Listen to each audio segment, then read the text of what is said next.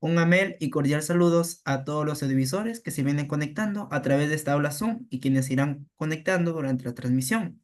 El día de hoy contamos con la gran participación del doctor Eloy Andrés Espinosa Saldaña Barrera, quien nos estará comentando el eje temático después de la muerte de Alberto Fujimori, que, pero mientras tanto, comentarles que el doctor es ex vicepresidente del Tribunal Constitucional del Perú, doctor con mención sobresaliente en Cum Laude, premio extraordinario por la UNED, Madrid, España, postdoctor en Derecho por la Universidad de Bolonia, Italia, profesor visitante o conferencista invitado en el Instituto Max Planck del Tribunal Constitucional Federal Alemán, en el Ministerio de Relaciones Exteriores y la Fundación Konrad Adenauer, Alemania.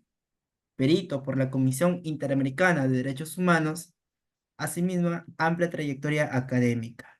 Muy bien, estimada comunidad jurídica, comentarles que si tienen dudas o palabras de elogio, por favor, alzar la manito, pero mientras tanto vamos a pasar a presentarles las reglas para el desarrollo de la sesión. Comentarles que los participantes deberán guardar estricto silencio y respeto hacia sus compañeros, ponentes y organizadores durante la ponencia.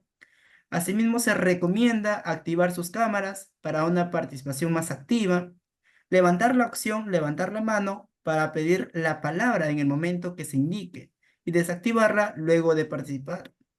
Las preguntas formuladas en la clase deberán ser precisas, relacionadas al tema y no a otros casos particulares. Muy bien, dejando todo recalcado, estimada comunidad jurídica, le dejamos con el gran doctor Eloy Espinosa. Mucho gusto, estimado doctor. Bueno, los amigos, querido Cristian, son generosos de decir el gran doctor, ¿no? Entonces, soy solo un esforzado profesor. Vamos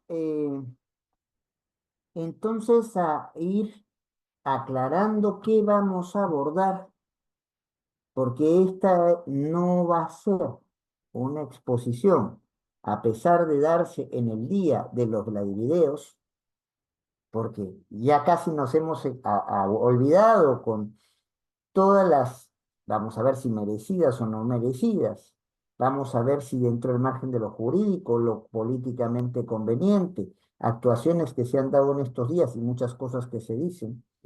Nos hemos olvidado que un día como hoy, hace ya algunos años, probablemente la mayoría del público que nos siga no había nacido, seguro que Cristian no, ¿ya? Se dio la revelación del primer Ladivideo. La primera vez donde se tuvo elementos certeros, elementos indubitables, que en el entorno del presidente Fujimori, Alberto Fujimori, eh, se había dado un caso, se daban casos groseros de corrupción. El entonces congresista Curi, no estoy hablando de Alex Curi, no estoy hablando del que fue gobernador, que fue congresista. Alexander Curi fue congresista antes, pero en el contexto de los noventas, pero no en el momento que ocurren estos acontecimientos. El congresista Curi va a la oficina, a la famosa salita del SIN, del Servicio de Inteligencia Nacional, y allí lo hacen esperar, y después de estar haciendo casi calistenia, entra Montesinos, que todas estas actuaciones las tenía con un equipo grabadas o filmadas. Acá lo graba y lo filma al señor Curi y le da dinero para que deje la fuerza política a la cual pertenecía y se una a la bancada de lo que en ese momento se llamaba Fuerza 2100, 2010, 2000, perdón. ¿Qué es, pasando el tiempo, lo que hoy se entendería como Fuerza Popular?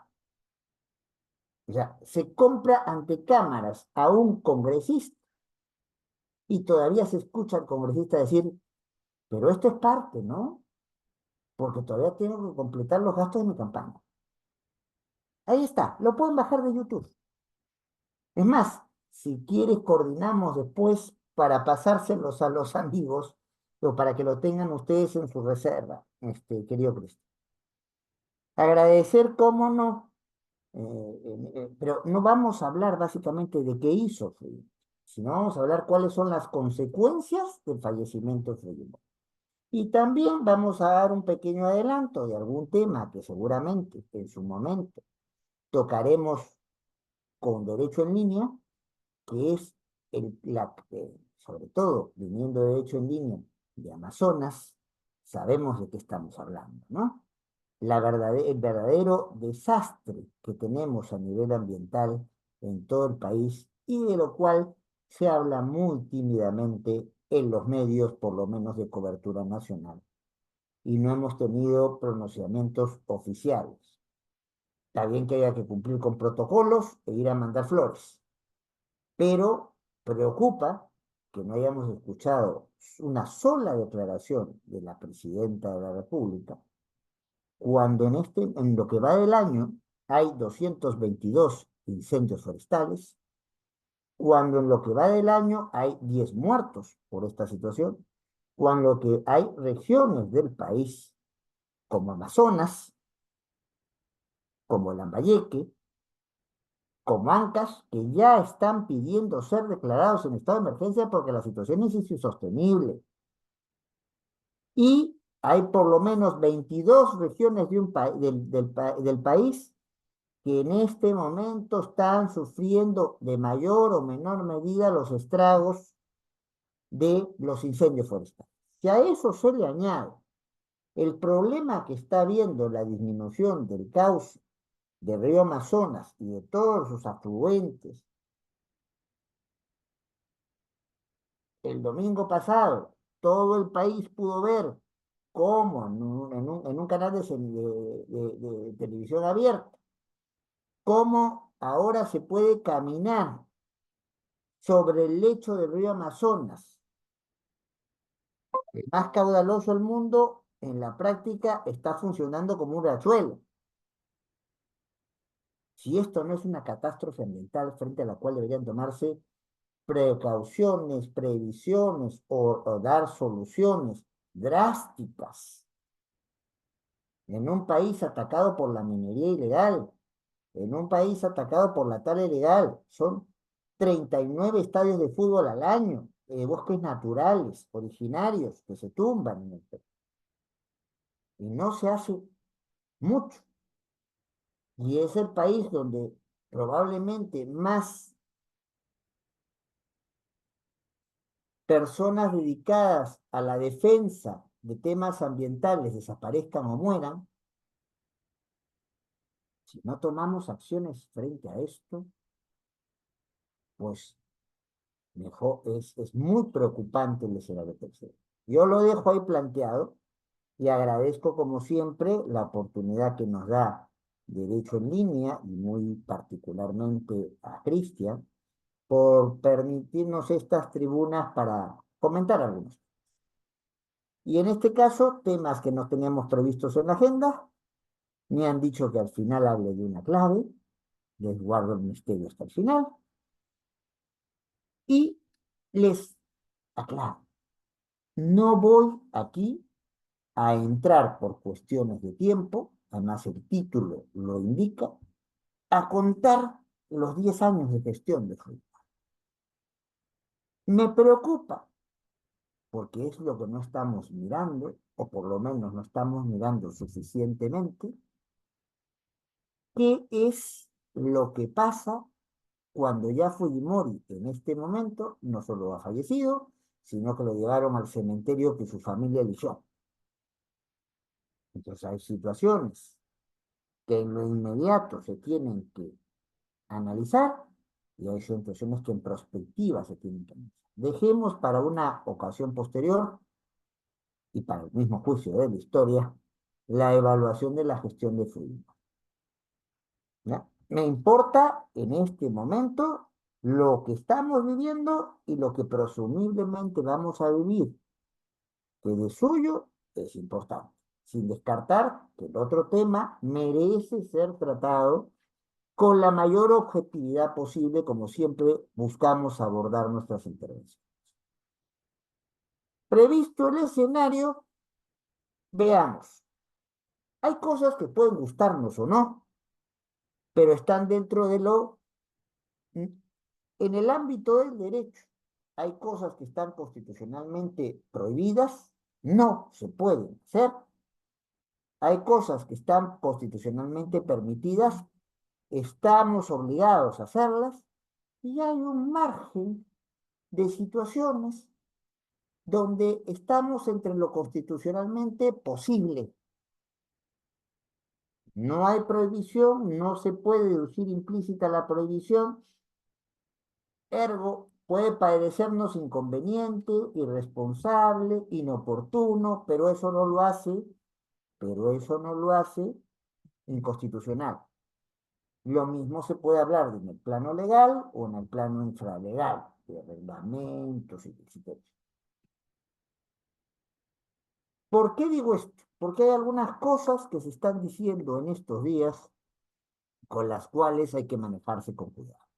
Y después vamos a los temas más de fondo frente a la evaluación y la posible evolución de lo que se dijo. Se está diciendo en algún sector que los hijos de Fujimori, los 4 hijos de Fujimori, podrían pasar a recibir la pensión de Fujimori. Eso no es cierto.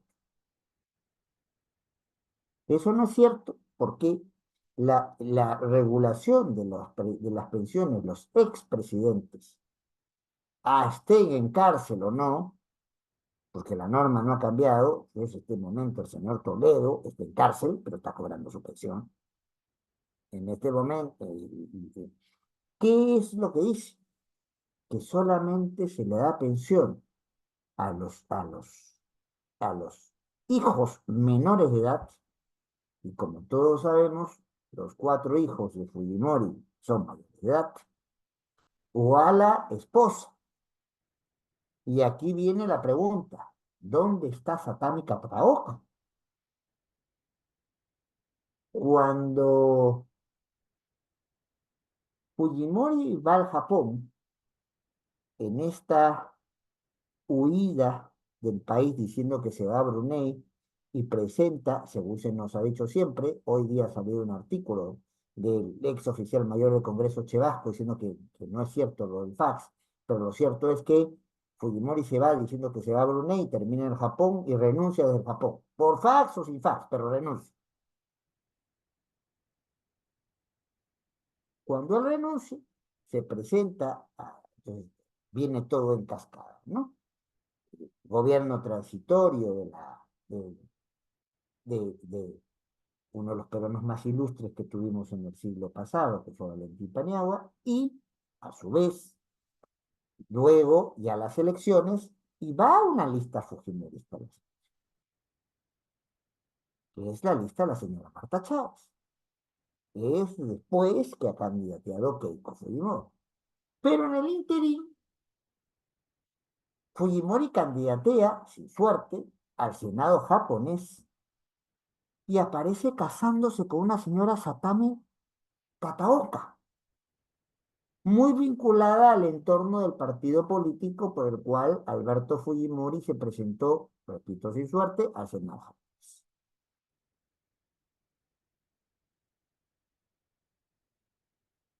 ¿Dónde está Satami? Porque el matrimonio, si lo hubo, si no hubo una historia que se contó que no corresponde con la verdad, nunca fue registrado. Entonces, ni Keiko, ni Kenji, ni Hiro, ni Sachi pueden recibir un sol del Estado peruano por ser hijos de expresidentes. Son ya mayores de edad. Y si la señora Kataoka no vuelve a aparecer y no nos prueba que hubo matrimonio y que por un descuido no registró ese matrimonio al extranjero en el Perú, pues tampoco ella tiene derecho a pensión alguna. Aclarando cosas de la política. Es sobre todo para aquellos que fueron víctimas de actos injustificados e injustificables, de violación de derechos humanos, de corrupción, durante los 10 años y meses de Alberto Fujimori, sin duda es indignante, ¿no? Ver que se hace un protocolo de permitir que en un local público, local de un ministerio, al lado el Teatro Nacional, y después de eso, honores con la ida a la presidenta, flores de la presidenta, húsares de Junín. Oiga, y me dirán algunos, si este señor fue condenado por violación de derechos humanos. Oiga, me dirán otros, fue condenado por corrupción. Y además, como comentaré después, hay una serie de procesos que no por la muerte de Fujimori no van a seguir siendo investigados, porque hay otros imputados aparte de Fujimori. Pero hay que mirar la cosa en función a lo que la normativa considera posible. Creo que es para muchos inconveniente y sin duda políticamente inconducente e inapropiado, inconveniente para Dina Boluarte y su entorno, que con esto busca consolidar un pacto que en realidad no es una garantía de que ese pacto se cumpla, pero a eso volveré después. Y alguien me dirá, ¿y por qué no se hizo tanta ceremonia con la muerte de Alan García? Les explico. En primer lugar, sí existe una cierta pauta establecida de qué cosas puede pedir la familia de un expresidente, no digo expresidenta porque la primera presidenta que hemos tenido es la señora Boluarte y la señora Boluarte está viva. Ya veremos qué pautas protocolares se aplicarán en la época donde ella fallezca. Hoy está previsto que los expresidentes, sin hacer distinción alguna, pueden pedir que se declaren días de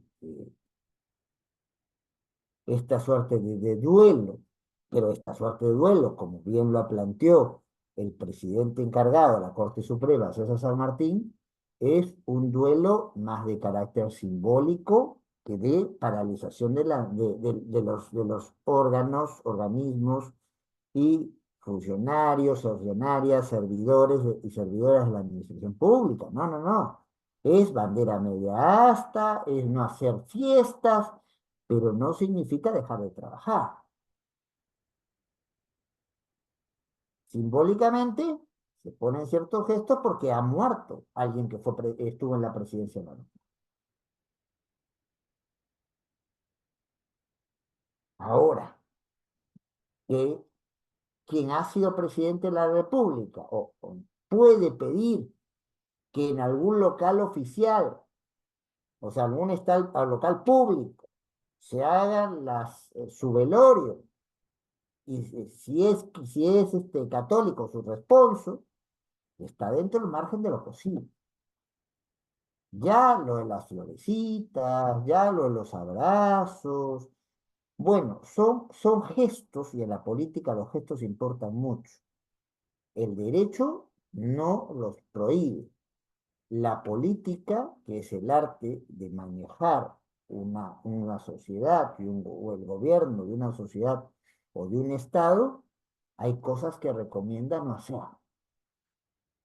Y no parece recomendable cuando tenemos buena parte de los ciudadanos y ciudadanas que todavía están esperando una respuesta frente a ciertos casos, donde ya incluso ha habido sentencia aquí en el Perú o en el extranjero, en cortes supranacionales, y están esperando respuesta porque no saben qué pasó con sus amigos.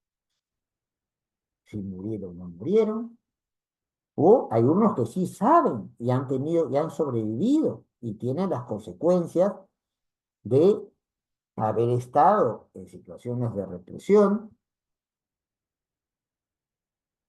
o de haber sido, por ejemplo, sometidos a esterilizaciones forzadas. Y ojo, no solo han sido mujeres, ¿ah? Ha sido mayoritariamente mujeres, pero también ha habido esterilización de hombres, ¿ah?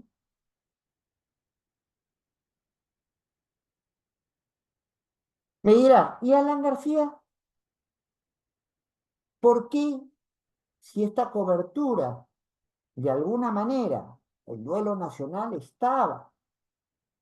¿Por qué Alan García no es velado en un local público, en un local estatal? Y la señora, el señor Fujimori es velado en el Ministerio de Cultura y lo pasan al Teatro Nacional, que estuvo abierto ayer hasta las 12, anteayer hasta las 12 y hoy de corrido. Y eso para hacerlo significa gastos, ¿verdad? Y no creo que los gastos de luz eléctrica, de personal que haya habido ahí, los haya financiado Fuerza Popular. Por lo menos, hasta ahora nadie se responsable de esos gastos. García, su entorno familiar, optan por velar los restos de García. No voy a entrar en las especulaciones si está vivo o está muerto. Para eso están las películas del cine. Yo no me tocaba, ¿no? Y habrá alguna película seguramente que también especule sobre si Fujimori murió o no murió. Bueno, así es el arte. El arte se maneja en el plano de la realidad, pero también puede recrearla. Y esta puede ser una conferencia al cual hablé muchas cosas, pero el tema artístico creo que el tiempo no nos da, querido Cristian, ¿verdad? Lo dejamos ahí. García no aceptó ciertos elementos del protocolo y no hay que ser inocentes. No los aceptó porque ciertas dinámicas convenían más a su entorno político que las dinámicas del protocolo. Me explico. El partido aprista había perdido la inscripción. ¿Qué mejor manera de promover al partido aprista que haciendo la ceremonia donde fue prácticamente toda la clase política, importantes sectores de la población, que hacerlo en el local del partido, el velorio, que termina con un acto muy significativo? Al hijo menor de Alan García, sobre la tumba del padre, se le hace juramentar como escrito en el partido.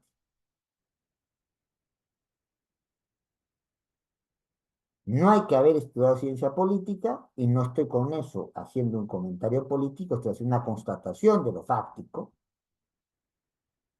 Lo que se está buscando es promover imagen del partido y lo que se está buscando es promover continuidad del partido. En cambio, la situación de Fuerza Popular es otra. Fuerza Popular es un partido que no ha tenido que recuperar la inscripción como lo acaba de hacer el partido aprista, sino que tiene una inscripción que goza de muy buena salud.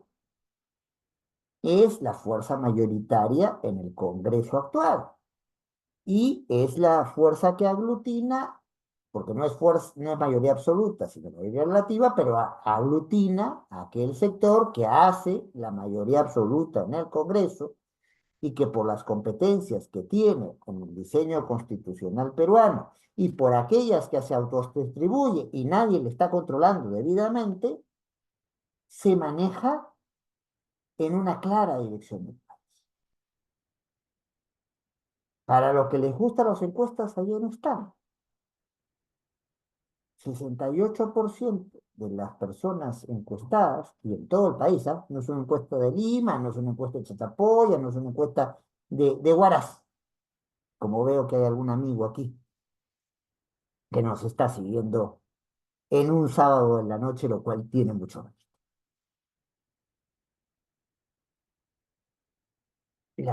Las encuestas hechas en todo el país decían que si tuviera usted que decir cuál de los dos organismos en este momento tiene más poder, decía 67% el Congreso, 30% el gobierno y el resto no sabe, no opina. La percepción ciudadana, alimentada por actos concretos que hemos visto, nos señala que la mayoría congresal es la que maneja los hilos de las decisiones más importantes del país. Entonces, la situación de fuerza popular, sin duda, está muy lejos de ser la situación del partido aprista cuando murió su líder histórico.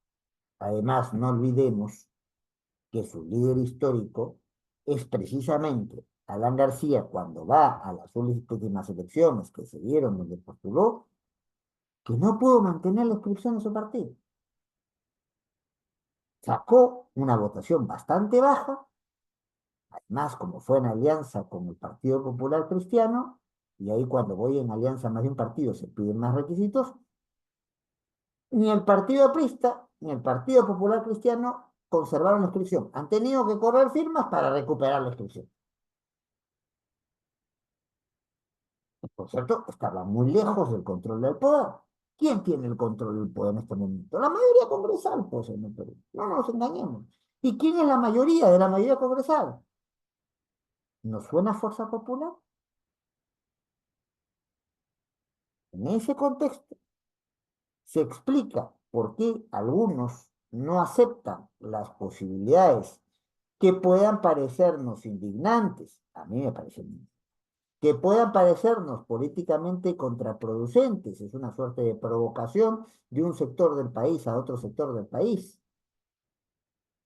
Pero, como veremos después, sin duda aquí lo que se está jugando es a fortalecer a alguien que tiene una posición dominante, pero, pero desgastada ante la ciudadanía y que pierde con la muerte de Alberto Fujimori una carta muy importante para recuperar legitimidad de cara a unas elecciones previstas para el año 2026, pero que ahora también vamos al rubro, no sabe, no opina. ¿Por qué es políticamente contraproducente para el actual gobierno haber hecho abrazos, besos, flores,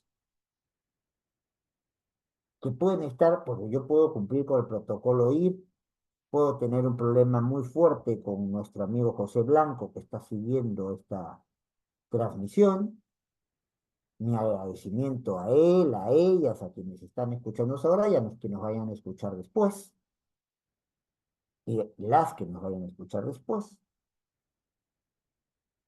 Pero si él tiene, yo tengo que cumplir con ciertas formas que están previstas, y eso significa que tenga que saludarlo, a pesar de que él se lleve muy mal conmigo y yo me lleve muy mal con él, tendré que ir, ¿verdad? Pero una cosa es cumplir las formas y otra cosa es besos, apapachos, florecitas. Digamos como que hay la medida de aquello que nos corresponde y la medida de aquello que no solo no nos corresponde, sino que proyecta ciertas imágenes. Y la política juega mucho con gestos.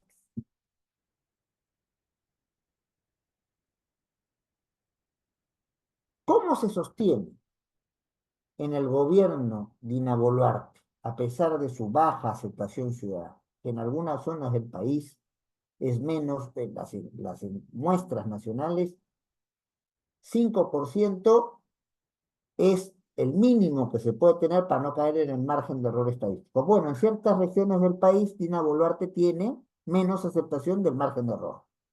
¿Cómo se sostiene el gobierno? Porque tiene el apoyo de la mayoría congresal. ¿Y quién es la clave en esa mayoría congresal? ¿Quién es la mayoría de la mayoría? Fuerza Popular.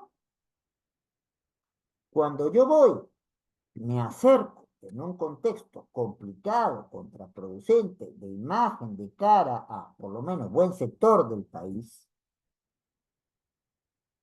no por algo las tres últimas elecciones no las ha ganado Kuczynski, no las ha ganado Castillo. no las ha ganado Humala, las ha perdido la señora Fujimori. Y en algunos por finales de fotografía.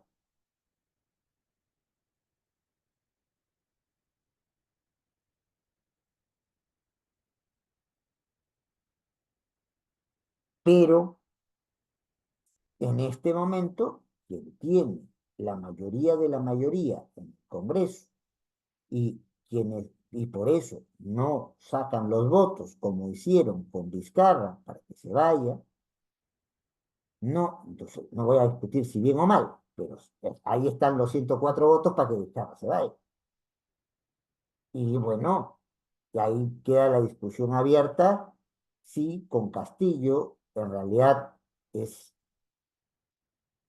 lo que la decisión del Congreso llega antes o llega después de los hechos de diciembre y si es por la decisión del Congreso que Castillo sale o es por otros o que Castillo había incurrido en un delito porque sale. Eso todavía está siendo judicializado y yo como ex juez, sobre lo que está conociendo un juez o una jueza, prefiero no pronunciar.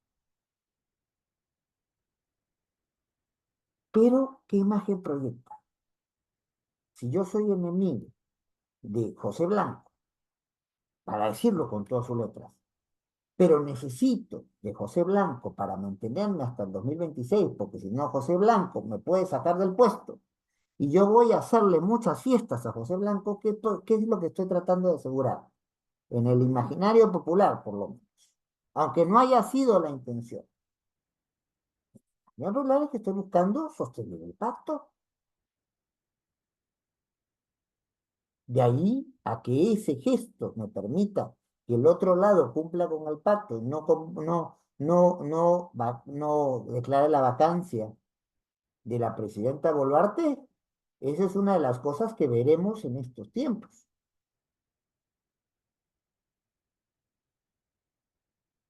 Porque después de la desnaturalización de la causal de vacancia, grave y permanente incapacidad moral, pensada históricamente en lógica del siglo XIX como incapacidad mental, quien preside la República se ha vuelto loco, loca, y hoy entendida como mala conducta. ¿Y quién decide la mala conducta? Pues la mayoría calificada en el Congreso. Entonces, hoy se fue Cristian presidente, bueno, no podría, no creo que tenga 35 años, pero bueno, supongamos que tiene los 35 años, y mañana si justo los votos en el Congreso, sin necesidad de justificar, porque es un acto político, no es un acto jurídico, lo bajo pues, por grave incapacidad, grave y permanente incapacidad moral. Y la señora Boluarte lo sabe. Y sabe, como sabemos todos, que hay muchos elementos de juicio por los cuales está en serios problemas si es que deja la presidencia. Por lo menos hay 90 razones, ¿no? Son registrados 90 muertos en la represión que se dio en los últimos días del año 2022. Situación que hasta hoy no ha sido debidamente. ¿Qué va a pasar? ¿O qué cosas tenemos que pueden pasar en el escenario? En un, de estos que ahora están de moda, no sé, hablaremos de un escenario de TikTok que también ha sido pasado por Reel en, en Instagram y que podría ser, como dicen, copiando el término norteamericano, el tráiler de la película, ¿no? Se ha dicho que esto puede tener afectaciones en lo político, en lo social, en lo económico, y sobre eso es lo que voy a hablar principalmente ahora. En lo político hay un escenario importantísimo sobre el cual no se ha hecho énfasis suficiente ante el fallecimiento de Fujimori, que es el escenario jurisdiccional. Sobre eso también voy a hablar. En lo político, hay varias cosas. Ahí de hacer nota. En primer lugar, la configuración de la vida política en el Perú durante los últimos tiempos fue con Kuczynski, lo sobrellevó Vizcarra en el 19, pero después, al ver nuevo Congreso y no mandar lista parlamentaria, lo padeció Vizcarra, entonces obligó a la renuncia de Kuczynski y con Castillo ya sabemos qué pasó. Tenemos una configuración de presidencialismo, donde el presidente o la presidenta formalmente tiene más competencias que el presidente norteamericano, pero al cual desde el siglo XIX aquí en el Perú se le puso un Congreso fuerte, con atribuciones que son más bien propias de otros sistemas políticos. Este Congreso puede dar cuestiones de confianza, este Congreso puede interpelar, puede hacer estaciones de preguntas, puede censurar, parece que estuviéramos en censurar y puede casi ya no ser disuelto con las últimas disposiciones de la actual composición del Tribunal Constitucional. Cualquiera mira y dice, ¿qué es esto? ¿Esto es España? ¿Esto es un país parlamentario, un Estado parlamentario? No, hemos históricamente metido elementos del parlamentarismo en un escenario presidencial. Aunque un presidente tenga más competencias, cuando el presidente no tiene mayoría parlamentaria, mayoría congresal, sería la manera técnica de mencionar en el caso peruano, y no tiene ni siquiera bancada, que es el caso de la señora Boluarte, pues ¿quién es el que manda en el país? Manda en el país quien manda en el Congreso. Y eso no va a cambiar con la muerte. La estrategia es muy clara. ¿Por qué Fuerza Popular no ha puesto en todo este tiempo, durante la gestión Boluarte y durante la gestión Castillo, a ningún presidente o presidenta del Congreso? ¿Por qué ha sido presidenta la señora Alba? ¿Por qué ha sido presidente el señor Williams? ¿Por qué ha sido presidente el señor hasta hace unos pocos días? ¿Y por qué ahora es presidente el señor Salguana? Independiente de los cuestionamientos justos e injustos que hay por él. Porque siempre el primer vicepresidente o la primera vicepresidenta era de Fuerza Popular.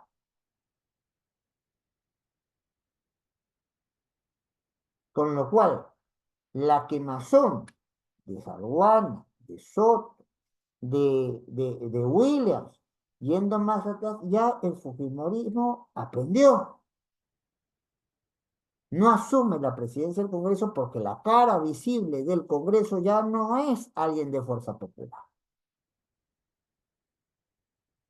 Porque Fuerza Popular, como todo partido político, está pensando en que un partido político mantiene su inscripción y mantiene su peso en la vida nacional en las elecciones.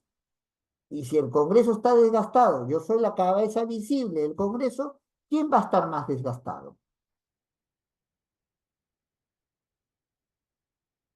La estructura básica con la mayoría congresal subordinando al gobierno no va a cambiar.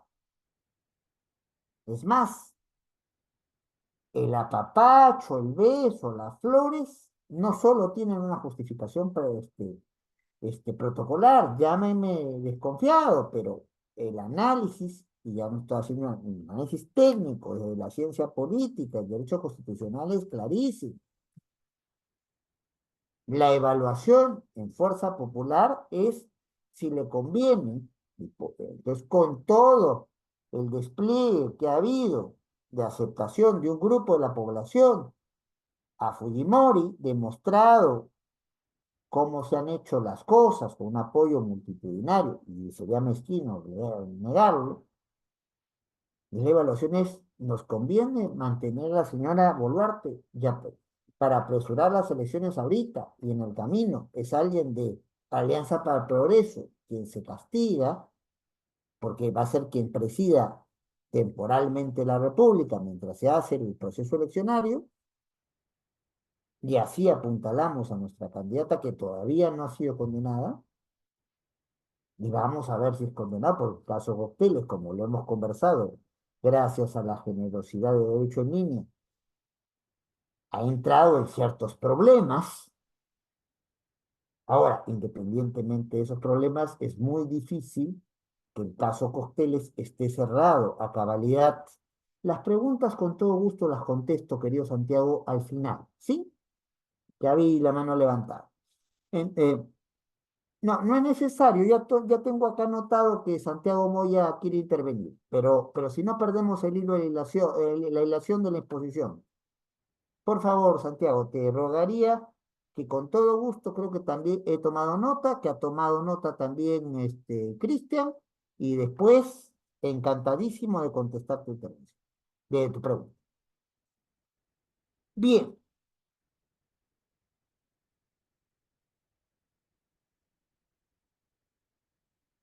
¿por qué la situación de Boluarte, el contexto no va a cambiar, pero la permanencia o no permanencia de Boluarte está en entredicho? Porque el caso Cócteles, aun cuando ya se haya absuelto de responsabilidades de un delito, y como hemos visto con la ley de crimen organizado, debilitando o poniendo más requisitos para estar en la organización criminal, y con la dificultad de acreditar lavado de activos, puede darse un resultado desfavorable en el caso de Cócteles. Pero ¿cuánto tiempo va a dar el caso? Cualquier cálculo optimista habla entre 2 y 3 años. Oh, y las elecciones, si son que para el año 2026, tiene que ser en abril del 2026, con una segunda vuelta, que en el caso peruano es casi inevitable, para junio del 2026. ¿Llega o no llega la señora Fujimori a librarse el caso de hoteles? No llega. Con lo cual, es una candidatura que tiene un flanco muy fácil para hacer que atacarlo, justo o justo, pero tiene un flanco. Y la norma es clarísima.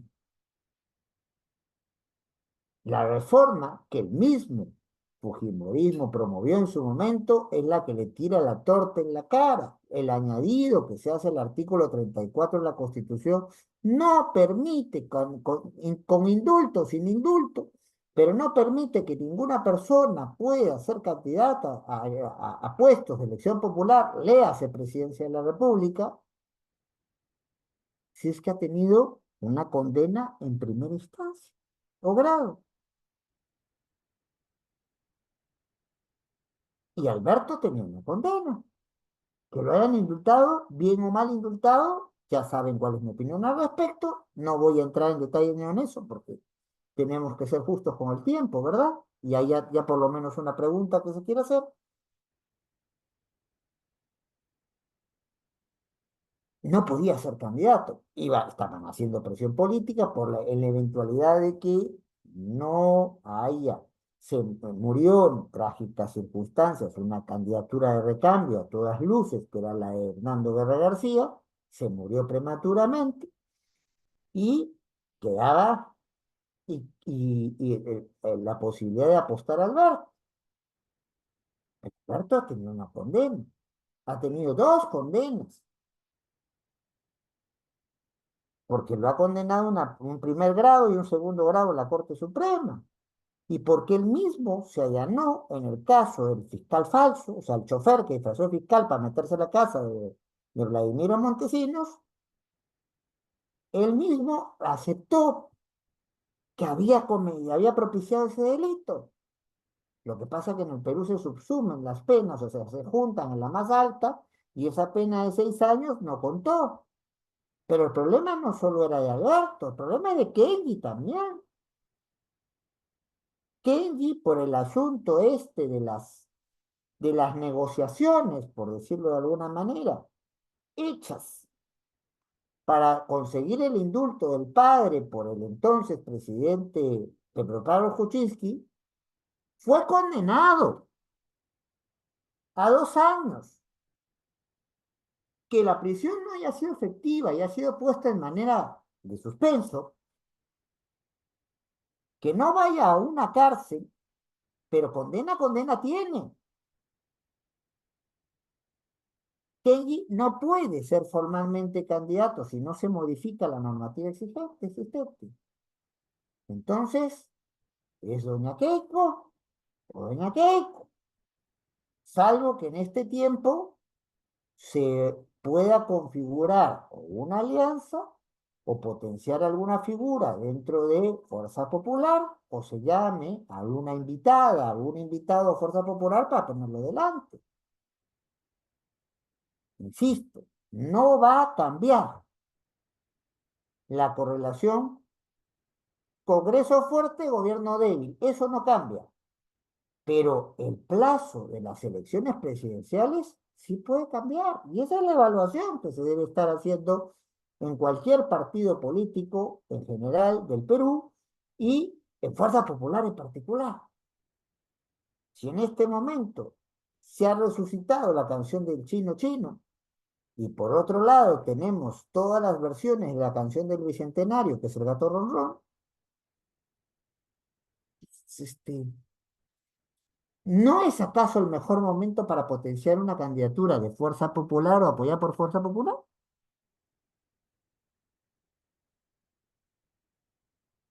Sigamos avanzando. Por eso les dije, no puedo, por la abundancia de temas, entrar, a eso lo podemos hacer en otra ocasión, ¿ya?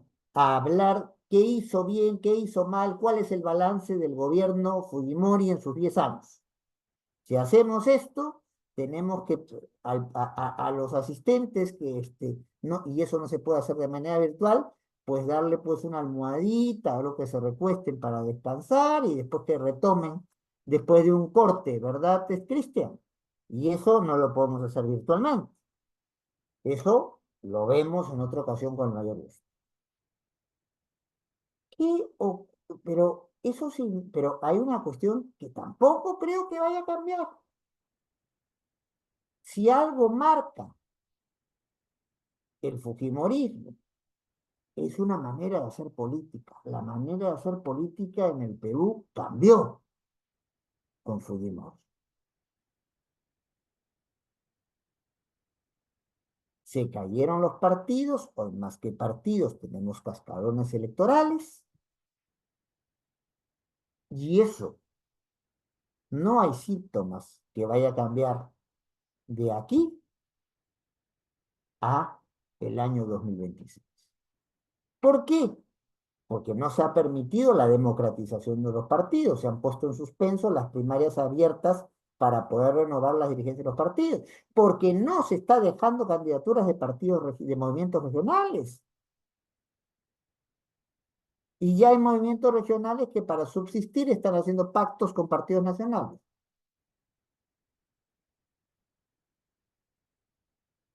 ¿O para qué fue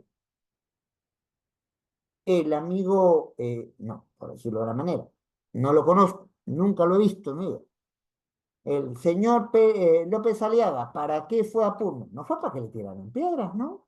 Hubo orines, ¿no?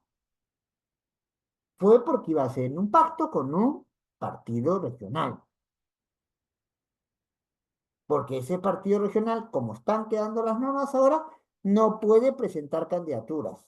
Y eso es gravísimo, porque hoy en este momento, más del 50%, lo hagan bien, lo hagan regular, lo hagan mal, pero más del 50% de los gobiernos regionales están bajo el control de movimientos regionales. Y la gente de esos movimientos no va a poder presentarse a una gobernación regional tal como están las normas hoy. Con lo cual, muchas esperanzas de que cambie el estilo de hacer política que hemos visto en estos últimos años. No quiero aguar la fiesta a nadie, menos en un sábado a la noche, pero muchas esperanzas no podemos tener. Algo más. En lo económico, no son variables que podamos controlar en el corto plazo el cambio de las condiciones económicas en el mundo. Y en eso importa con todo respeto, muy poco el fallecimiento del señor, del expresidente. ¿Por qué?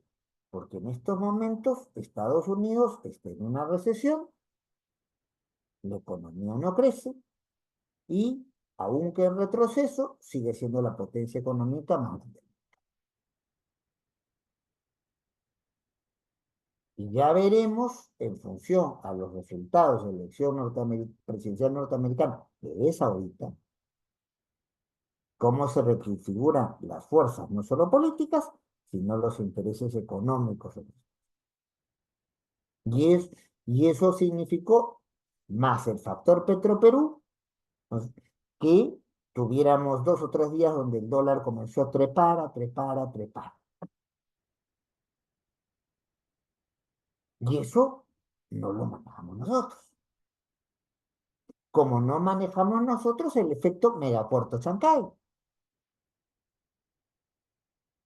En este momento, el principal comprador de productos peruanos no es Estados Unidos, es China. El 30% de lo que vendemos fuera del Perú lo compra China. Estados Unidos solo el 15%. No hay que ser ingenuos, ¿no? No es beneficencia que China esté construyendo el megapuerto en Chancay. Es una intención clarísima de China, hoy la segunda economía más grande del mundo, que busca ser la primera de aquí al 2030, 2035, de tener una comunicación más directa con el Brasil, que con todos sus problemas es la sexta economía.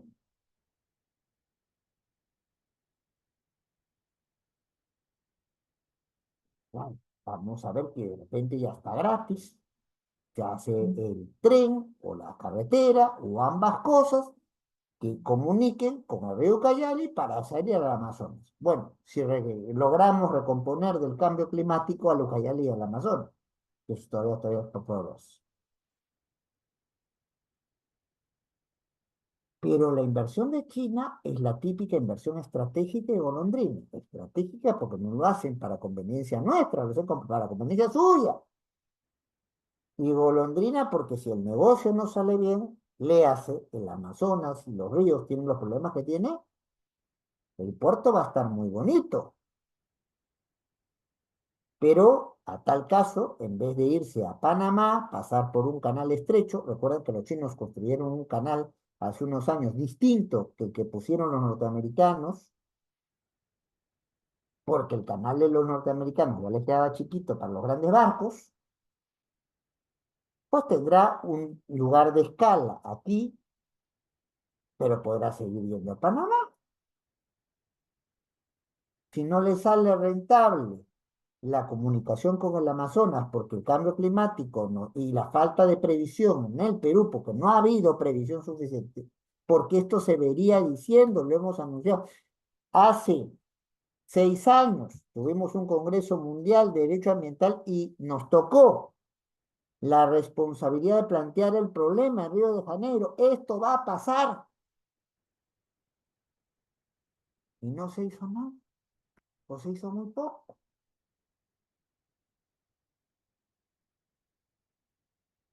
Los chinos están jugando una carta que no estamos aprovechando, porque el principal puerto del Perú sigue siendo el Callao. Y no se ha planificado, por más cerca que esté de Chancay al Callao, ninguna política de cabotaje, o sea, comunicación puerto a puerto dentro del mismo país. No hay nada. No hay ni ninguna redimensionamiento de los servicios en Chancay. No hay nada. Para lo que va a mover el megapuerto y cuando hay dinero de por medio, hay inseguridad ciudadana y crimen organizado por medio, eso es como la tabla del 1, no hay cómo equivocarse. ¿Cuánto se ha invertido para hacer siquiera una comisaría mediana en Chancay? Nada. ¿Conocemos de algún plan de seguridad ciudadana para prevenir lo que pueda pasar allí? Conocemos ya, dejemos la seguridad ciudadana, la cuestión urbanística. Si en un aeropuerto, ¿cuánta gente se va a mudar a Chancay? ¿Cuánta gente? Porque si algo le encanta a la población china es viajar. ¿Cuántos chinos van a viajar al Perú? Bastantes más que los que vienen ahora, ¿no? ¿Cuántos hoteles hay en Chancay?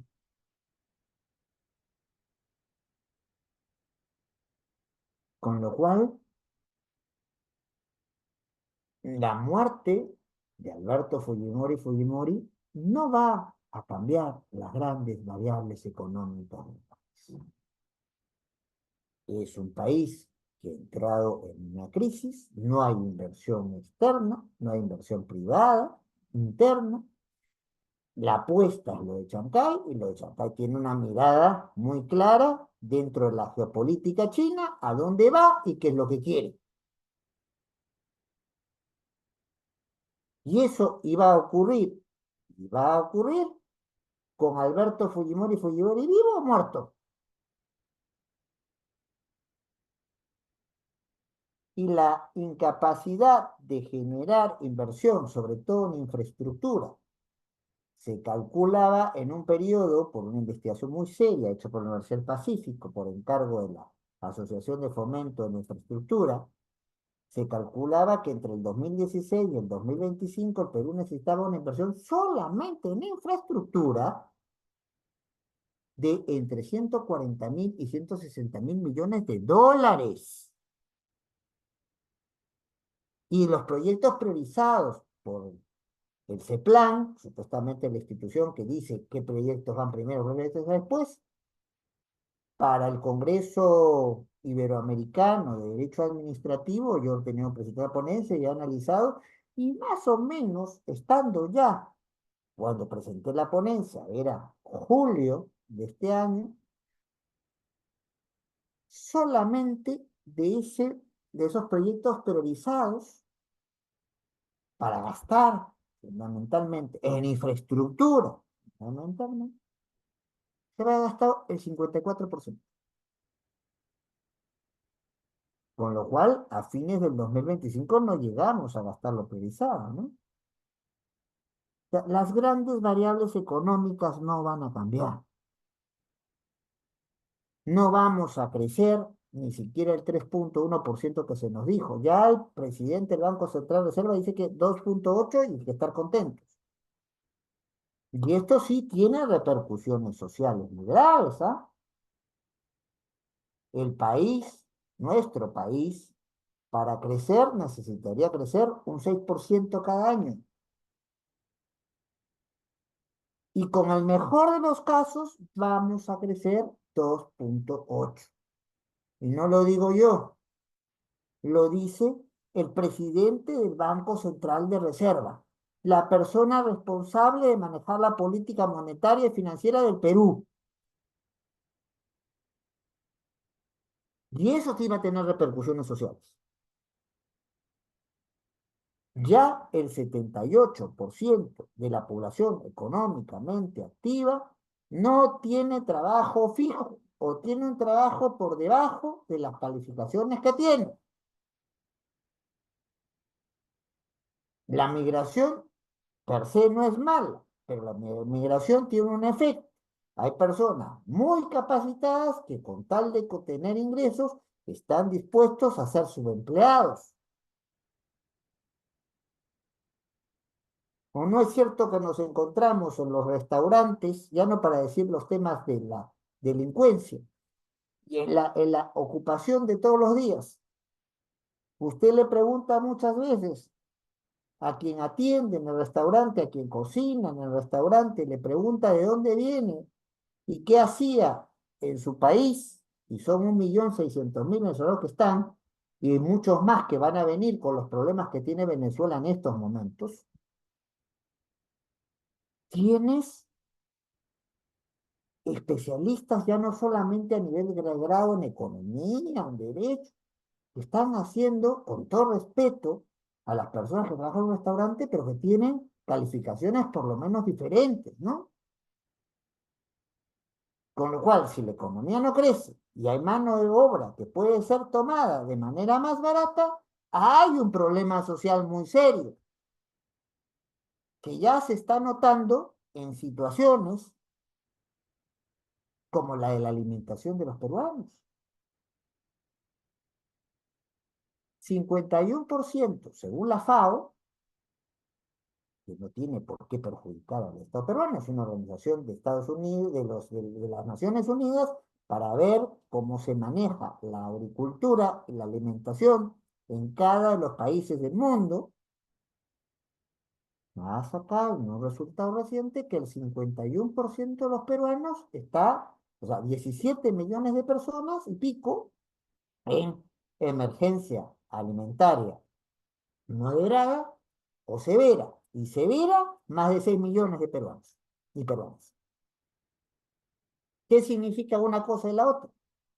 El que está en insuficiencia moderada, o sea, 11 millones, es quien de las 3 comidas al día, una por lo menos no la come, porque no tiene dinero para comerla. Y cuando se dice de la insuficiencia alimentaria severa, estamos hablando que hay más de 6 millones de peruanos, o sea, toda la población de la selva junta, y ahí no hay escapatoria si es ceja de selva, selva baja, selva, no, toda la selva junta, la población de toda la no come,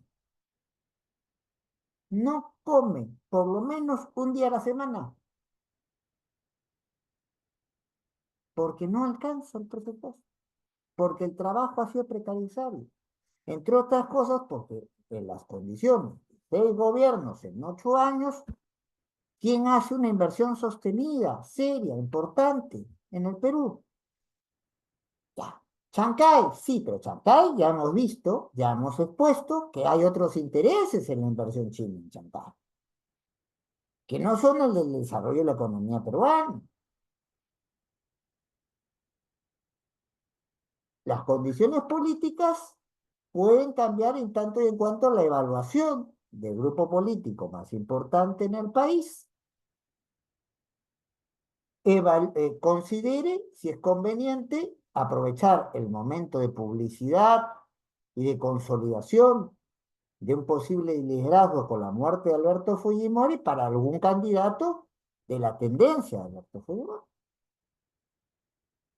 Las condiciones sociales van a cambiar en tanto en cuanto estamos en una situación económica dramática. Se crece a menos de la mitad de lo que el país necesita. Sí que en el próximo trimestre vamos a tener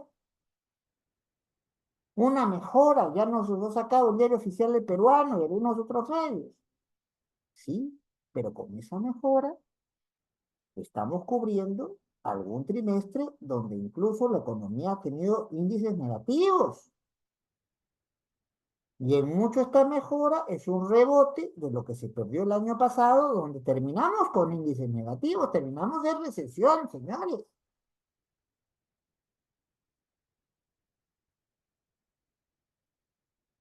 Y si bien no van a haber mejoras y no pueden haber desmejoras en lo económico, lo que sí queda claro es que el problema social se agudiza. ¿Con Fujimori o sin Fujimori? La forma de hacer política, si no se han permitido la renovación de los partidos, si además con esta pauta que tenemos se han inscrito una cantidad enorme de partidos, va a haber alguien que llegue en primera vuelta a ganar la elección presidencial con 50% más uno de los votos, imposible. Con lo cual, el esquema de presidente o presidenta débil frente a un Congreso fuerte está a la vuelta de la esquina. No hay que hacer demasiadas especulaciones. Y eso es lo que hemos ido viviendo en los últimos años, ¿o no? Presidente al cual le quitan el puesto, lo obligan a renunciar o que tiene que subordinarse a una mayoría congresal para mantenerse en el puesto.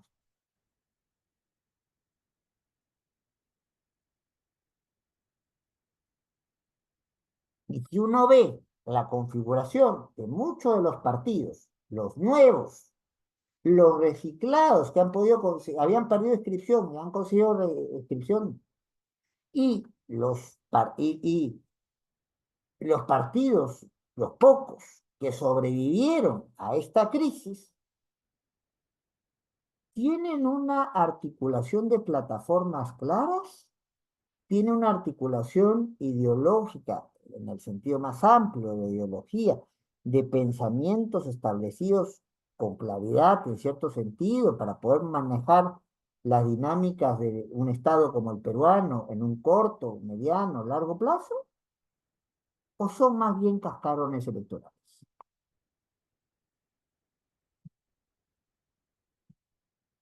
Yo creo, dejo a que cada cual se haga su respuesta, pero creo que el escenario está más o menos claro, ¿no? En ese sentido. Voy al punto más delicado, que es el que menos se ha hablado en esta serie. El tema judicial.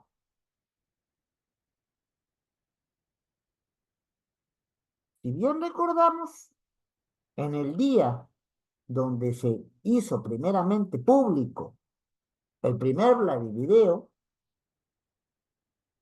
no podemos ignorar que contra Fujimori se plantearon 15 pedidos de extradición a la Corte Suprema chilena, porque contra Japón no admite extradición de sus ciudadanos,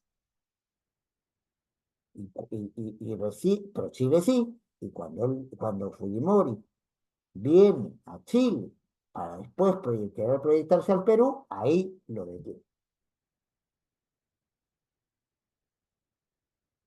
Pero, más o menos, los que estamos metidos en el derecho y los que están metidos en el derecho, se lo explico muy brevemente. Quien está en un contexto de extradición no es quien diga el Estado que lo pide, sino lo que autorice el Estado que lo tiene a la persona.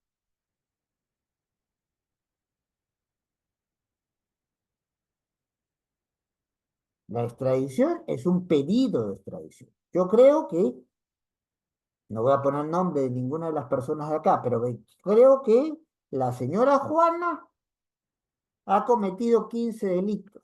Pero la señora Juana está en un país que permite la extradición. Permite la extradición, sí. Pero tiene que ver si el comportamiento es delito en su propio país y si hay voluntad política de dejarlo ir o de dejarla ir, en este caso la señora Juana. Ojo, existiendo tratado de extradición con Chile, se hicieron 15 pedidos e inicialmente solo se recogieron 7. Alberto Fujimori, expresidente del Perú, se le dio la posibilidad de ser juzgado en el Perú por 7 de los 11 delitos. Y después, ya fuera del escenario, lo que el indulto, bien mal hecho, yo creo que muy mal hecho, pero bueno, eso es materia de otra conversación, se le reclama a la Corte Suprema, bueno, mírate pues algunos más, que ha soltado 3 o 4 más, entre ellos el famoso caso Patiño. Y sobre esos casos, Fujimori no fue indultado, porque recién están comenzando a discutirse para ver qué pasa. Entonces, la situación es en el escenario jurisdiccional muy difícil. Bueno, ya, no pueden condenar a un muerto, pero no es solamente Fujimori el vinculado en las imputaciones que se hacen.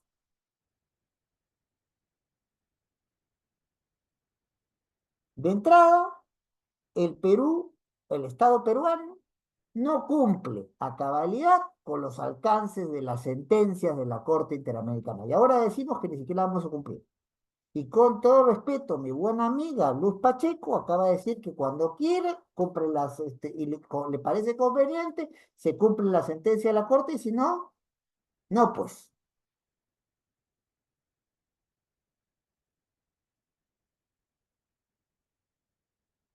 Y se ha dado una ley diciendo que los delitos cometidos antes de julio del año 2002 han prescrito. O sea, ya no los puedo reclamar en sede judicial. Si de buena gente alguien me los quiere aceptar, me los acepta. Pero sede judicial no. ¿En qué casos? Por una averiguación que he conseguido de amigos que trabajan, de amigas en estos temas, en qué casos claramente se ha hecho un pedido de prescripción, de que no se resuelvan, lo que significaría de entrada la violación de dos derechos fundamentales. Tutela jurisdiccional efectiva, o sea, yo voy a un juez, una jueza, un tribunal, para que me dé una respuesta. Y la prescripción, que es no se me puede evaluar en sede jurisdiccional, es la no respuesta. Esa es la violación de la tutela jurisdiccional efectiva. Y si estamos hablando de casos que básicamente son de detenidos desaparecidos y de hace muchos años, obviamente yo no aspiro a que aparezca mi familiar, mi pariente, mi amigo, mi pareja. No, yo lo que aspiro es saber quién se lo llevó, cómo se lo llevó, quiénes fueron los responsables y las responsables de lo que ocurrió. Y eso está reconocido como un derecho constitucional implícito, el derecho a la verdad, desde los casos de Chiganamurchi en el Perú. ¿Cómo sé la verdad de los casos si los casos prescriben? Y en esa situación ya hay un pedido de prescripción para el caso Javier Tineo y en los comuneros de Cuchicanca, Cancha y Pampafuquio. Hay un pedido prescripción para el caso Teófilo Rima Capcha. Hay un pedido de prescripción para el caso de Boris Ayala. Hay un pedido de prescripción para el caso César Isaías Hilario Trucios. Hay dos pedidos de prescripción para el caso Guadalupe Cacuachunco. Hay un pedido de prescripción para el caso Sonia Muñoz Cuadros. Hay tres pedidos de prescripción para el caso Paquivilca. Y hay dos pedidos de prescripción para el caso de la matanza de estudiantes y administrativos de la Universidad del Centro, Juan Cayo. Sí, es cierto, y además, en algunos de estos casos, Hilario Crucius, por ejemplo, son casos que incluso ya tienen sentencia a nivel de la Corte Interamericana o a nivel interno, considerando que se han cometido delitos que en el escenario interno tienen nombres distintos, puede ser homicidio, puede ser genocidio, pero que en el escenario internacional de los derechos humanos se conocen como delitos de lesa humanidad y que no prescriben nunca. ¿Qué casos, por ejemplo, están allí? Casos en los cuales, habiendo sentencia, se está pidiendo prescripción. La lista es más larga. Es Cabitos, es Acomarca, es Callara, es el caso de Hugo Bustíos, el que lleva a la cárcel al general Urresti, es el caso Valdeón, es el caso Guaya, es el caso Barrios Altos, es el caso La Cantuta.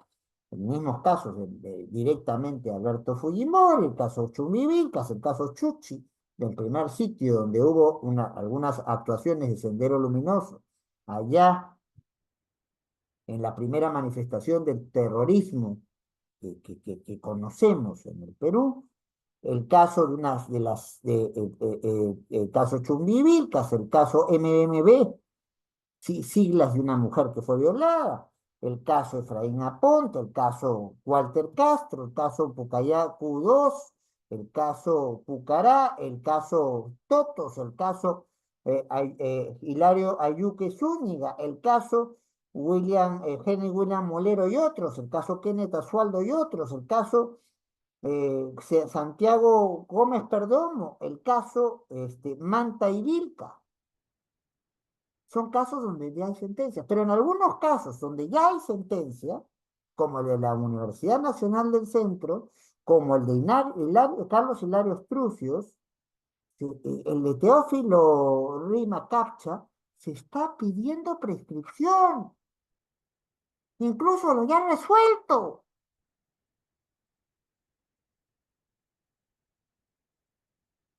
Y ustedes dirán, bueno, estos casos se caen porque se nos olvidan. Mentira. Primero, porque algunos de estos casos son anteriores a la gestión de Fujimori. Y segundo, porque estos casos, más los que tienen que ver con las esterilizaciones forzadas de mujeres y hombres, que se hicieron en los 90, no solamente era Fujimori el imputado. Ya. Eso quiere decir que contra el muerto no se va a poder seguir proceso, pero los casos van a tener que seguir.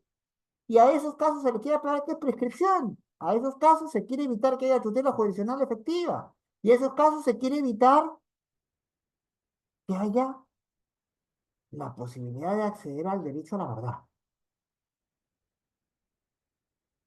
Después de Fujimori, ¿qué? Pues esto, riesgo político, problemas sociales, dificultades económicas, grave escenario de posible impunidad de ciertos delitos cometidos sistemáticamente antes de la década de los 90, en la década de 90 donde Fujimori fue presidente. Última cosa, reconciliación posible.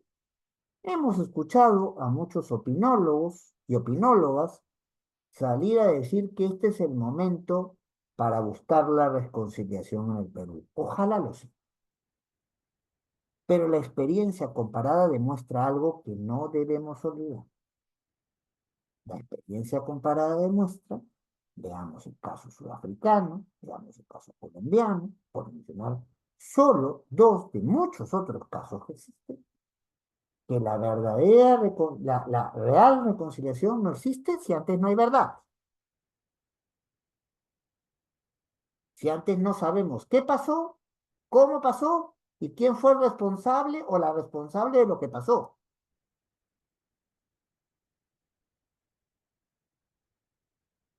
La reconciliación no es solamente estuve peleado con, parece que por el comentario que hice, el amigo Blanco ya se fue, pero no sé, no creo que lo haya tomado tan a mal, pero era un ejemplo.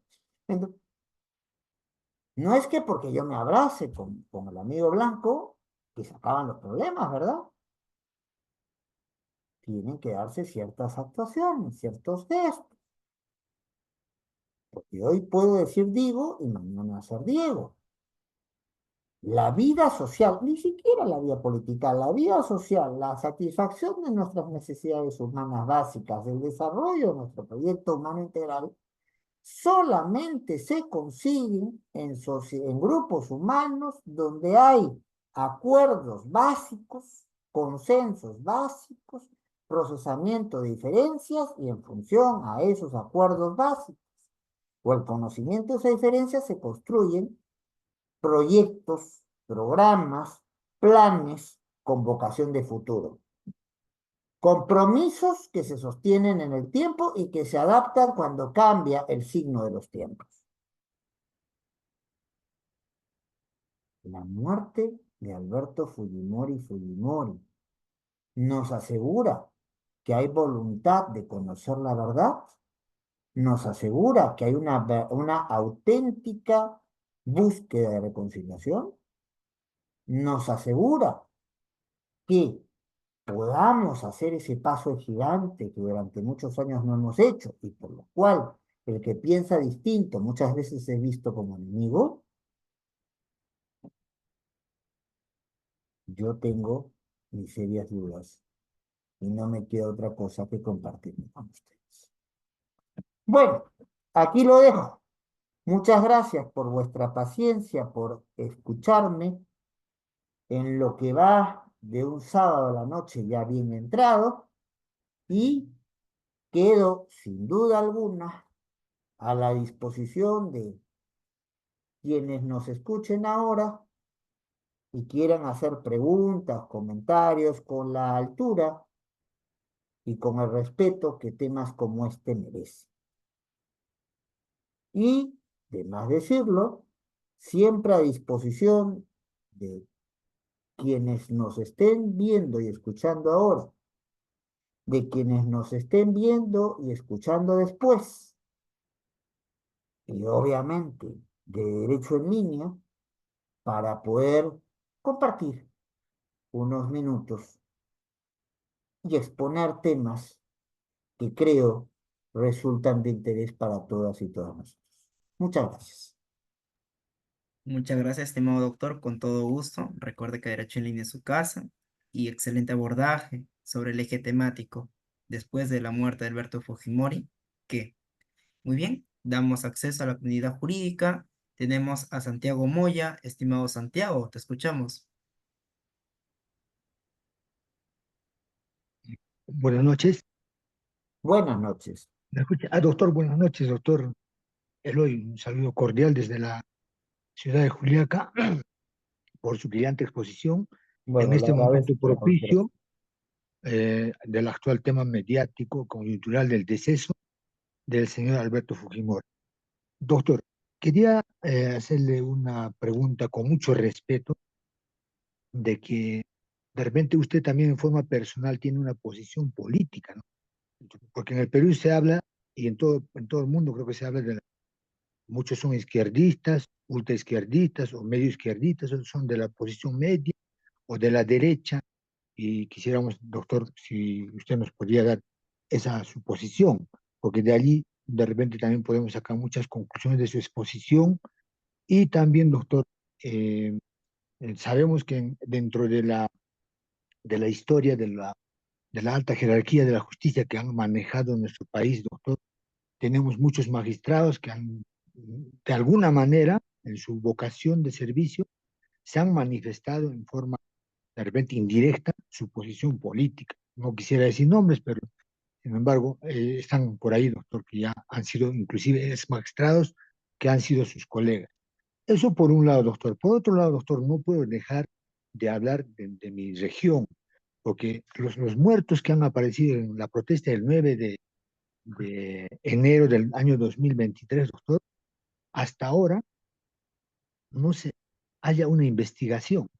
Doctor, ¿qué es lo que está pasando? Usted como un alto magistrado, ex magistrado, nos puede decir realmente qué es lo que pasa, porque hasta ahora, doctor, inclusive se, eh, se investiga de los relojes Rolex, ¿no? Que la actual presidenta creo que es el delito por enriquecimiento ilícito. Hasta eso, doctor, se investiga, pero un tema tan álgido como es de los muertos, doctor, ¿cuándo se va a investigar? Y si se ha iniciado, ¿cuándo va a terminar, doctor? O sea, eso por una situación de política también, doctor, si hay algo allá en la política que usted también nos podría decir. Y el otro caso, doctor, es de Keiko Fujimori. Usted sabe perfectamente de Keiko Fujimori tiene, creo, algo de 400 testigos y recién se encuentra, creo, en la etapa intermedia, o creo que ya es el juicio oral, doctor, pero aún así, ¿cuándo va a terminar este proceso de Keiko Fujimori? Eso Y será. yo con el mejor de los gustos intento contestarle, querido Santiago, pero me ha hecho tantas preguntas y de tan buen calibre que creo que tendríamos que, para contestar en detalle, pedirle a los amigos y amigas de Derecho en Línea que hagan una nueva sesión. Pero voy a tratar de contestarle. Mira, comencemos por lo primero que planteó. Yo creo que no somos nuevos en este negocio, ¿verdad? Y todas mis opiniones siempre parten de una evaluación técnica y traigo las consideraciones que hago con datos que son comprobables. Yo no me invento los datos de la FAO, por ejemplo. Yo no me invento los datos de la cantidad de partidos inscritos, por ejemplo. No me invento la situación de las condenas contra el Estado peruano, por ejemplo. No me invento las condenas al expresidente Alberto Fujimori Fujimori, por ejemplo. Me gustaría decir algunas cosas, pero comencé señalando que hay cosas que son constitucionalmente posibles, nos parezcan incómodas, nos parezcan inconvenientes, nos parezcan recusables. pero están dentro del margen de lo que la Constitución nos permite actuar. Entonces esos conceptos de geografía política, si estás a la derecha, centro, a la izquierda, con todo respeto, Santiago, no van. Yo soy solamente un profesor universitario. Alguien decía, Peter decía, o Peter, no sé cómo lo pronuncia, porque con los nombres siempre hay que ser muy respetuosos en cómo pronunciarlo. Profesor maestro, yo soy un esforzado profesor que le tocó la oportunidad en una coyuntura muy particular de la post-repartija llegar al Tribunal Constitucional y terminado el Tribunal Constitucional. No estoy haciendo carrera política. No estoy yendo a los medios a defender de grandes, voy a los espacios universitarios y algunos ciertos espacios, pero voluntariamente no voy a espacios donde algunos compañeros y compañeras de la vida académica y, por qué no decirlo, de la anterior composición del Tribunal Constitucional o composiciones anteriores a la nuestra, parece, con todo respeto, que están pensando más en quién los puede convocar para las elecciones presidenciales o congresales. Todo respeto. Eso no va conmigo. Yo cumplí el ciclo más importante que le corresponde a un profesor de Derecho, es llegar al Tribunal Constitucional. La cuestión de ser presidente o no ser o presidenta es una cuestión aleatoria que depende de coyunturas más políticas que de jurídicas. No aspiro más. No le corro al servicio público, ¿ah? Si hay que asumir responsabilidades, hay que asumir responsabilidades. Pero no me quita el sueño. Yo prefiero, antes que una entrevista en un masivo medio de comunicación, conversar. Gracias a la generosidad de gente amiga, como le he hecho en línea, que me permite hablar con toda tranquilidad y sin ninguna cortapisa. No digo que los otros espacios te pongan cortapisas, por Dios, no he dicho eso. Pero aquí estoy, en silla de ruedas, con concentrador de oxígeno. Espero que no por mucho tiempo, pero aquí estoy. Vamos a lo que nos ha planteado, las otras cosas. Lo de Puno, sí pues, hay un problema no solo con los casos de Puno, con los casos de Acucho, y no solamente con lo que ocurrió en enero del año 2023, sino ya a fines del año 2022.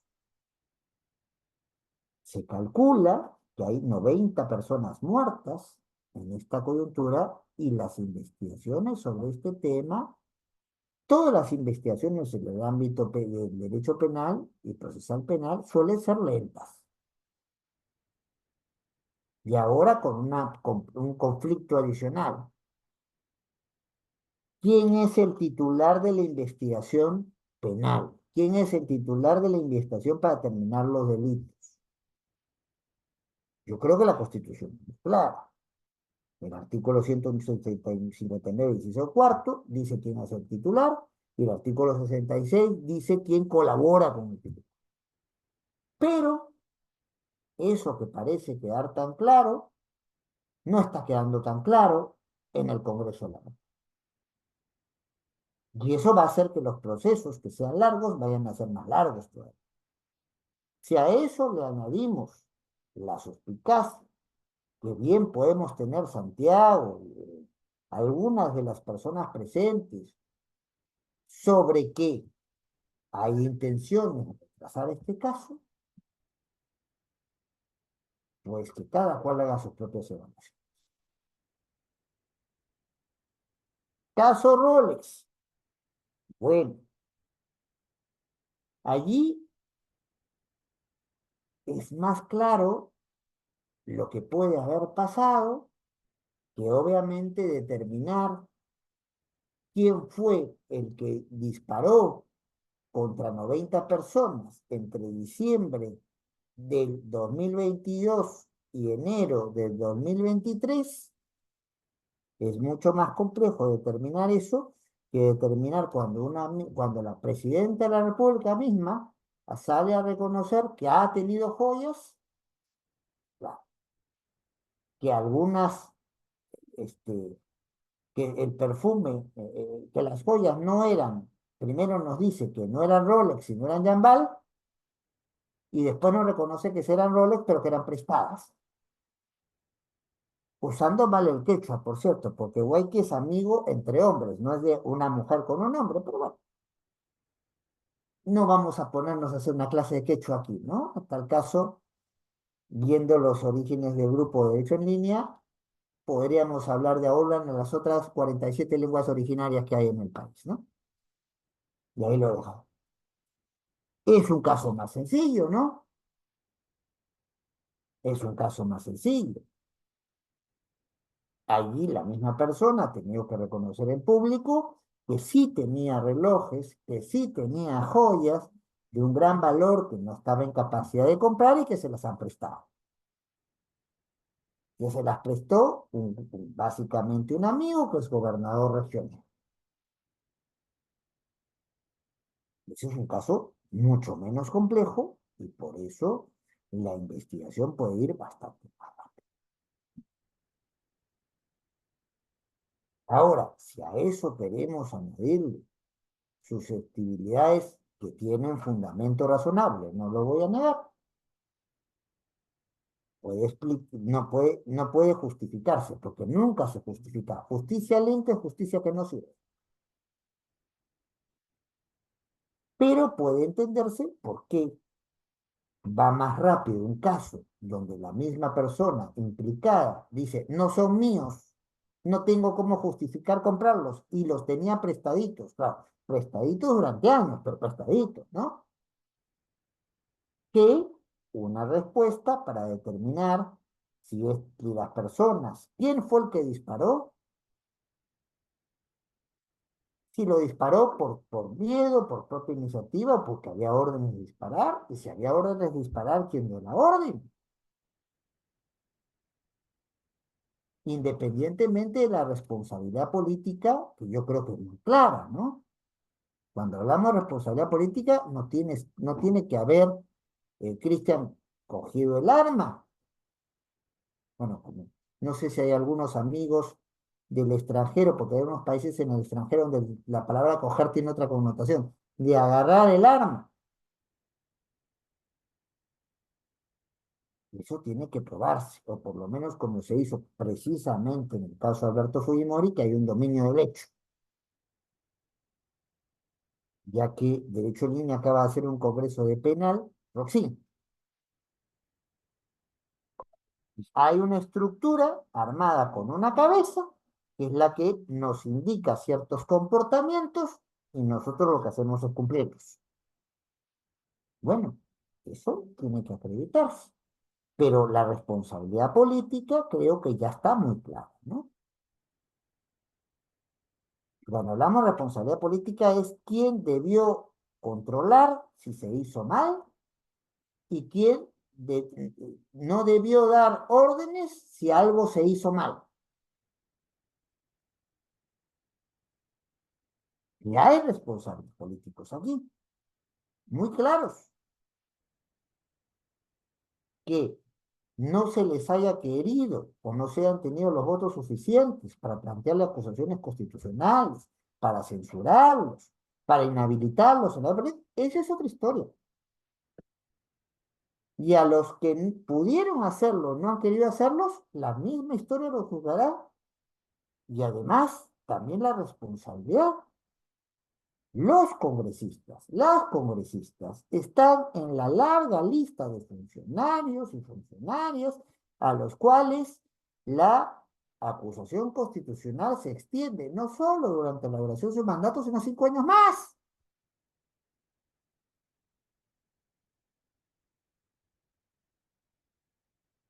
El maestro, ya fallecido, nuestro Pedro Sagüez, decía que la dinámica de la vida política, social, latinoamericano en general, el Perú en particular, era cualquier cosa menos aburrida. Yo preferiría que fuera entretenida por otras situaciones, pero bueno, es lo que tenemos. Es lo que tenemos. Yo no puedo, habiendo sido juez, condenar o absolver a alguien, pero sí puedo reclamar, como bien hace Santiago, es que justicia que tarda es justicia que deja de ser justicia. Y con respecto a doña Kate, uf, ¿cuánto tiempo tenemos para tener conexión, querido Cristian? Bueno, ese fue el tema de, gracias a los amigos de Derecho en Línea y otras instituciones, he conversado varias veces. El caso con cócteles, como les llaman algunos, es un caso que ha sido sin duda debilitado después de la sentencia del Tribunal Constitucional en el caso Arsenio Oré, porque acto seguido, la jueza que está manejando el caso Cócteles, la señora Keiko Fujimori, ya dejó de ser congresista, candidata hace mucho tiempo, pero dejó de ser congresista hace más de 5 años. Entonces, ya no tiene, digamos, el fuero para fiscal de la Nación, Corte Suprema, ya no la tiene. Va a una juez, o a un juez, una jueza, como cualquiera de nosotros. Bueno, yo todavía hasta el 2027. Y allí, que ha dicho la jueza que ve el caso? Ha dicho que sobre obstrucción a la justicia no habría responsabilidad en Keiko Fujimori, en el partido Fuerza Popular y en algunos abogados más que estaban involucrados con varios de los imputados en el caso. Que va a ser difícil con esta ley del crimen organizado, a la cual ya parece más bien pro crimen organizado. Veamos cómo se tratan los allanamientos, veamos cómo se trata el tema de que más directamente vinculado con esta situación de organización criminal, para ponernos en situación y ver que, no va, que ahora es más complejo calificar a un grupo humano como organización criminal que lo que era antes. Y que la otra imputación que se hace en el paquete de las personas involucradas en el caso de Cócteles es lavado de activos. Y para que haya lavado de activos, nos guste o no nos guste, tiene que haber un delito fuente. O sea, el lavado de activos, ¿qué es? Limpiar el dinero obtenido ilícitamente. Eso es para el lavado de activos. O sea, yo tengo dinero de contrabando, yo tengo dinero en la tal ilegal, de la minera ilegal, de narcotráfico.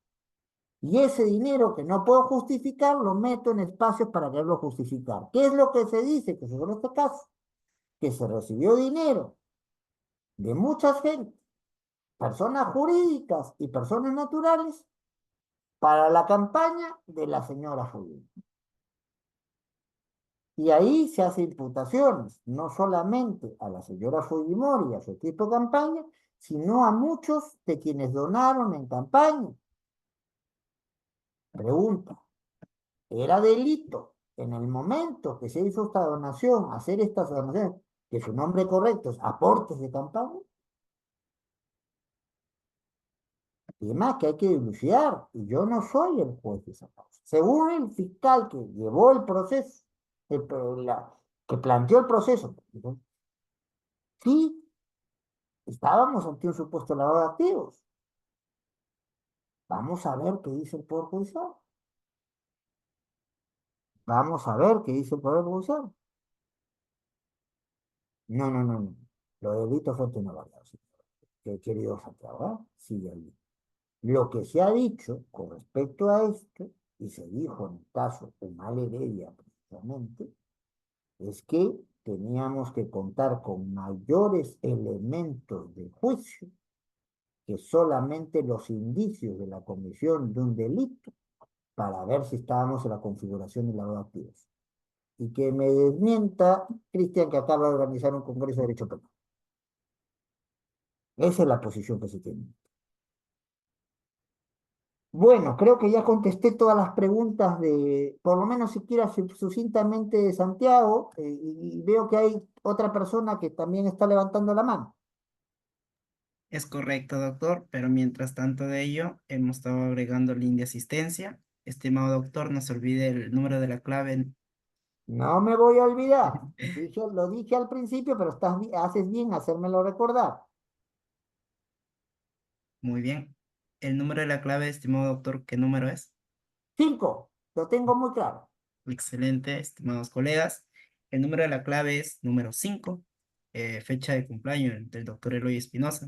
Sí, pero no digas de qué mes, porque si no, Le no llegan las vamos. sorpresas. Muy bien, estimado doctor, y es correcto, ¿no?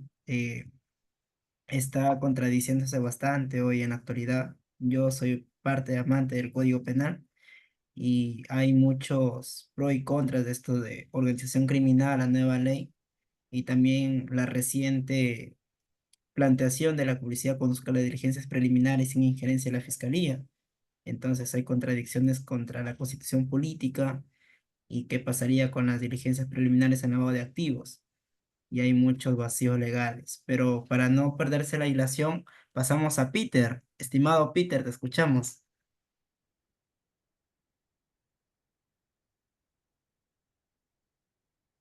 Estimado Peter, ¿nos confirmas? Buenas, sí, ahora sí logro. Buenas noches, doctor. Magnífica y admirable ponencia, como siempre, doctor. Bueno, favor que Solamente me hacen los amigos, pero en fin. para ser breve, como se llama, quisiera solamente una pregunta, ¿no? ¿Cómo cree usted que pasará a la historia este Congreso que está legislando, creando y aprobando leyes, ¿no? Sin ser observado por el Ejecutivo? Para mí son leyes inconstitucionales. Eso sería mi pregunta, doctor. Muchísimas gracias. Es una pregunta corta, pero que requiere varias entradas, ¿ah? No, no, no, no. Es formalmente corta, pero podría también dar para una sesión completa. Vamos a tratar de darle una respuesta corta. En primer lugar, la evaluación que hace la historia todavía es muy pronto para definirla. Si recién estamos repensando algunos acontecimientos a propósito de la muerte de Alberto Fujimori, acontecimientos que ocurrieron en la década de los 90, cuando buena parte del público y del equipo organizador de esta actividad no habían siquiera nacido, y ya, entonces la evaluación que hagamos hoy no es necesariamente el juicio de la historia. Pero eso no le quiero escurrir a la pregunta y a una respuesta le doy. Yo creo que no va a ser muy bueno. Tómelo como una percepción. No soy el dueño de la verdad. Es bueno querer saberlo todo, pero es malo creer saberlo todo, ¿no? En ese contexto, bueno, si vemos que hay normas que se están dictando a modo de leyes, con o sin observación del gobierno, si vemos que hay normas como decretos legislativos por delegación que le da el Congreso al gobierno, o decretos de urgencia cuyo contenido no conocemos, violándose la pauta básica de publicidad, estoy hablando, por si alguien no lo entiende, del decreto de urgencia que se ha dictado para la reorganización o no reorganización de Petroperú, que todos sabemos que se ha dictado, pero no se ha publicado. No es cosa menor, ¿ah? Petroperú es la empresa más grande de las empresas públicas, de las empresas que pertenecen al Estado peruano. No creo que las formas ni los contenidos que se están manejando hoy en el Congreso y en el gobierno sean bien vistos en el futuro. Creo que lamentablemente no solamente dejan de respetar parámetros constitucionales en muchos casos, sino también parámetros convencionales o ciertas cuestiones que se nos imponen como de orden público internacional. Aunque no las hayamos firmado, es una pauta que se usa en todos los países del mundo y tenemos que seguirla. Es lo que los abogados llamamos jus cogens. Sin duda, el desgaste institucional es tremendo. ¿Cuándo hemos visto que una presidenta de la República vaya a una ciudad del país y le tiren piedras?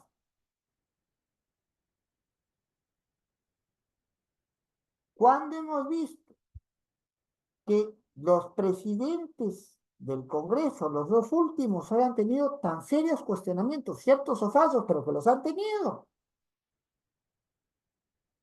¿Cuándo hemos visto que la aceptación de manera sostenida del Congreso y del gobierno actuales esté al borde del error estadístico?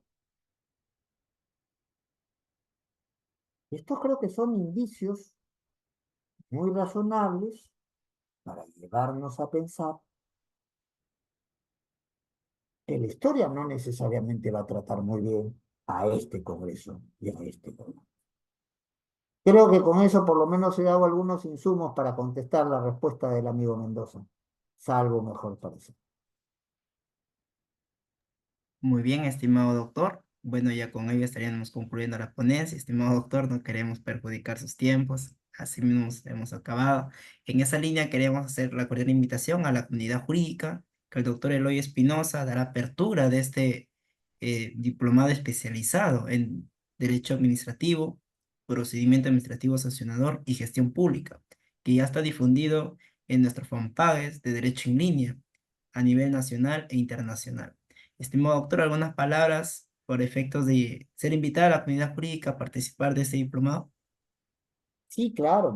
Primero, muchísimas gracias a quienes han estado siguiendo esta exposición, a quienes la van a seguir después, a quienes han formulado muy interesantes preguntas y, como no, a la oportunidad que siempre nos da Derecho en Línea y la confianza que deposita de ponernos de cabeza de barco dentro de esta muy interesante actividad que se viene comenzando con una inauguración de nuestra parte el 1 de octubre. ¿Cuál es la idea de esta actividad? La idea es ponernos a día en los elementos más importantes del derecho administrativo en general y en particular. Eso no quiere decir que no haya evaluaciones de carácter más general. Yo, por ejemplo, voy a hablar sobre los actos administrativos, a pedido de los amigos de derecho. Pero hay, como se dan cuenta, es un equipo variado, generacionalmente en composición también de género, es variado el equipo, y algunos van a hablar sobre el procedimiento administrativo sancionador, otros sobre temas de derecho administrativo general y otros sobre un tema que se habla poco y que se conoce menos, que es la adecuada gestión pública. Sin duda, es un curso, no por mi presencia, sino por la de las otras personas, por demás interesante, por demás calificado y sinceramente les recomiendo que no se los pierdan. De repente la primera sesión, si les permiten faltar, faltan. Ahí no se pierden de gran cosa, pero en las otras sesiones sí, decididamente considero que es importante que no dejen de asistir a este curso, de matricularse en este curso, que tiene la ventaja de ser online y abierto, pero si alguien quiere una certificación, sí, pues hay alguna, estas cosas no son fáciles de hacer. La gente, de hecho, en línea no organiza una actividad un sábado a la noche de casualidad, es porque, entre otras cosas, probablemente si fuera otra hora del día, yo no podría, por una buena intención que tenga, atenderlos. Y así, como en mi caso, muchos otros casos. Los que participamos como expositores aquí lo hacemos de la mejor buena voluntad, ante la invitación generosa de Derecho en Línea, pero aquí hay el reconocimiento de la gente que nos tiene cariño, el reconocimiento de los buenos amigos de Derecho en Línea, pero nadie recibe de los expositores, en este caso, un sol por decir o no decir lo que dice o no dice, por si acaso. Es importante entonces que se metan en este curso. Vamos a poder refrescar cosas que ya sabíamos, vamos a conocer cosas nuevas y lo mejor de todo, vamos a estar frente, salvo la honrosa excepción de mi parte, ante destacadísimos profesionales del derecho que nos van a permitir absolver muchísimas dudas que tengamos sobre los temas que tienen que ver con la dinámica del derecho administrativo en general, los temas más particulares del procedimiento administrativo sancionador y los temas de la gestión. Con lo cual no les digo adiós, sino hasta luego, porque de aquí a unos días, probablemente con varias de las personas presentes nos encontraremos. Ya dijiste la clave, ¿la repito o no la repito? Es 5, por si acaso, si alguien no lo escuchó. Y ahí lo dejo. Hasta siempre. Excelente, estimado doctor. Con ello hemos concluido. Con permiso. Muchas gracias. Adiós.